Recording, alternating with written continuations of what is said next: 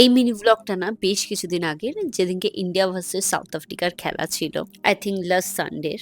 তোমরা তো সবাই জানো আমি ক্রিকেটের খুব বিগ ফ্যান। তো সানডে বাড়িতেই ছিলাম। ভাবছিলাম স্পেশাল খেলাও আছে, ইভিনিং এ স্ন্যাক্সে কিছু চটপটে বানানো যাক।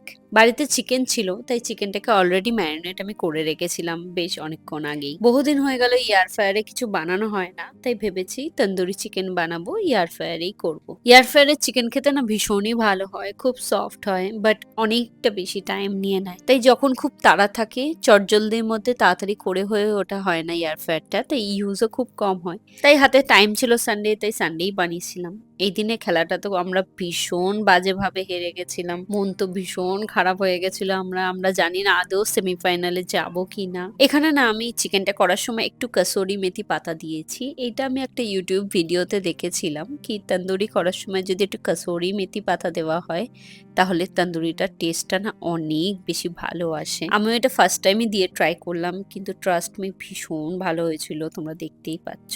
খেতেও ভীষণ সফট হয়েছিল, ওপরটা একটু ক্রাঞ্চি হয়েছিল আর ভেতরটা ছিল সফট। যাই হোক, ম্যাচটা স্টার্ট ভালো শুরু হলো, এন্ডটা খুবই বাজে ছিল। তো আমার রিয়াকশন থেকেই বুঝতে পারছো। তো এই ভিডিও এইটুকুনি, বাই।